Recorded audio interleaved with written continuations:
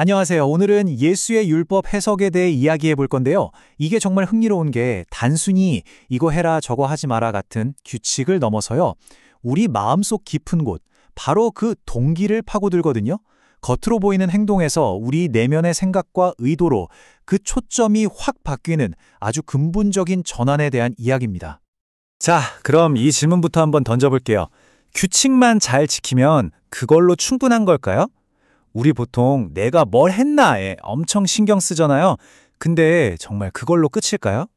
오늘 우리가 파헤쳐볼 내용의 핵심이 바로 이 질문에 담겨 있습니다. 눈에 보이는 행동 이전에 우리 머릿속과 마음속에서 벌어지는 일들, 그 생각과 감정의 세계는 과연 어떨까요? 여기서 오해하면 안 되는 게 이건 옛날 법을 에이 다 필요 없어 하고 없애버리려는 게 아니에요. 오히려 그 반대죠. 그 법이 진짜로 의도했던 게 뭘까?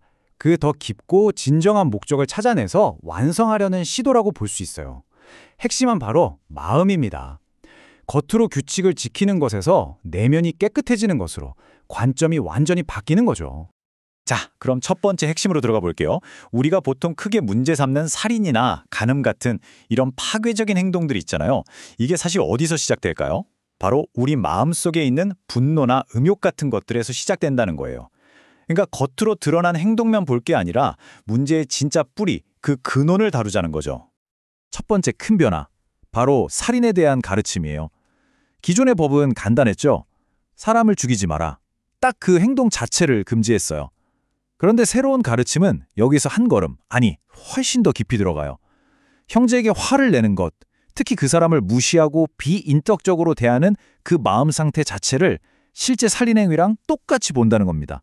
정말 파격적이죠?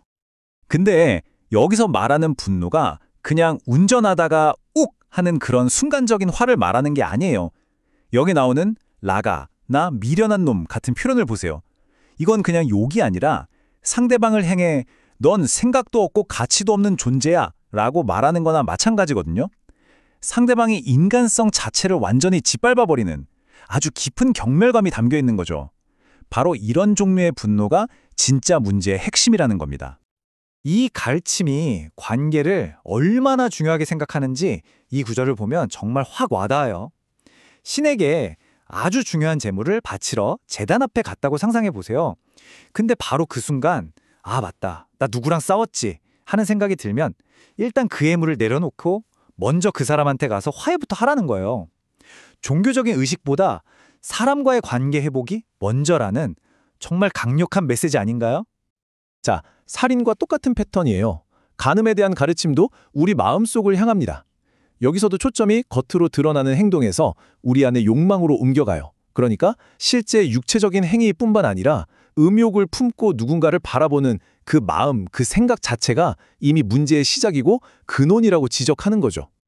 내 오른눈이 너를 죄짓게 하면 차라리 그 눈을 빼서 던져버려라! 와, 정말 강력한 비유죠. 물론 진짜로 눈을 빼라는 뜻은 아니겠지만 그만큼 우리 내면의 죄의 근원을 다루는 게 심각하고 중요하다는 걸 보여주는 거예요. 그냥 죄 안 지어야지 하는 수준이 아니라 아예 죄를 일으키는 그 욕망 자체를 뿌리 뽑아 버리라는 아주 단호한 촉구인 셈이죠. 자, 그럼 이 원리가 어떻게 더 발전하는지 한번 볼까요?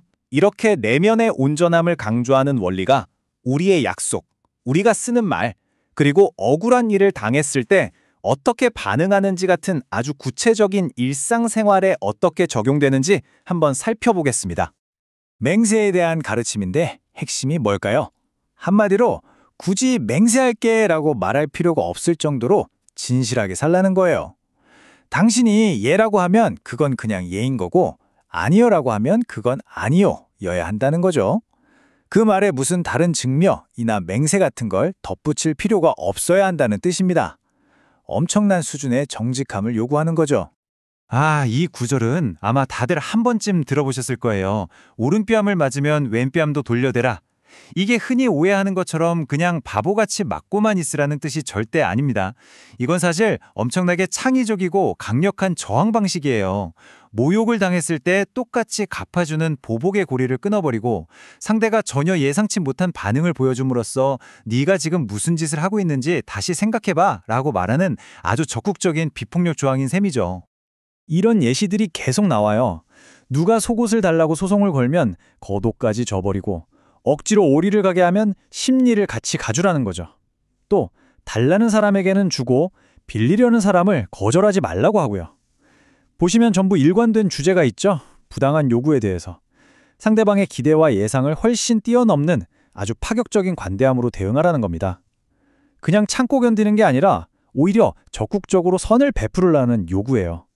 자, 이제 이 모든 가르침의 가장 꼭대기, 그 정점에 있는 명령으로 넘어가 보겠습니다. 솔직히 말해서 아마 가장 이해하기도 어렵고 실천하기는 더더욱 힘든 그야말로 가장 급진적인 원칙이라고 할 수 있겠습니다. 이 대비를 한번 보세요. 정말 극명하죠? 당시의 일반적인 생각은 내 이웃은 사랑하고 내 원수는 미워하라라는 거였어요. 이게 상식이었죠? 그런데 여기에 대고 너희 원수를 사랑하라라고 말합니다. 와, 이건 그냥 좋은 말이 아니라 당시 사회의 통념에 완전히 뒤집어 엎는 그야말로 혁명적인 선언이었던 거죠. 그리고 이 원수 사랑이라는 게 그냥 미워하지 않으려고 노력해야지 하는 막연한 감정 상태가 아니에요.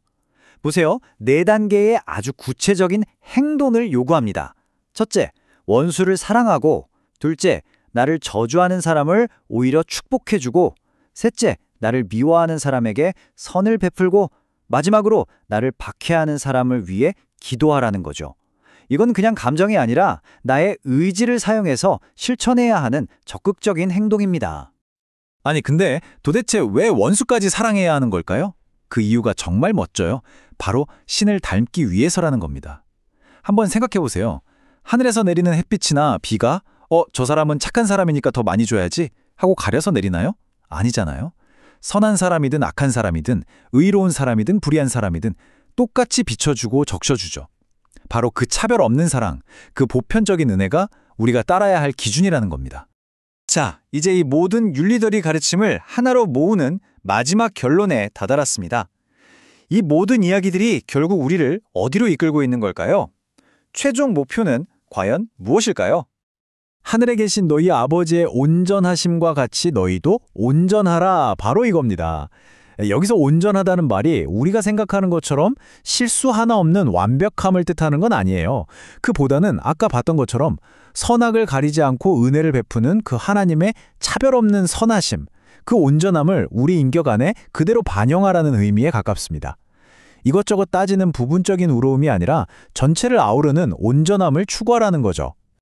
오늘 이야기를 마무리하면서 여러분께 이 질문을 한번 던져보고 싶습니다. 그냥 겉으로 보이는 행동만이 아니라 그 행동을 만들어내는 우리 마음속 생각과 감정, 즉 이 마음의 세계를 다스린다는 건 과연 우리 삶에 어떤 의미를 가질까요? 이 엄청난 윤리적 전환이 오늘 여러분에게 깊은 울림을 주었기를 바랍니다.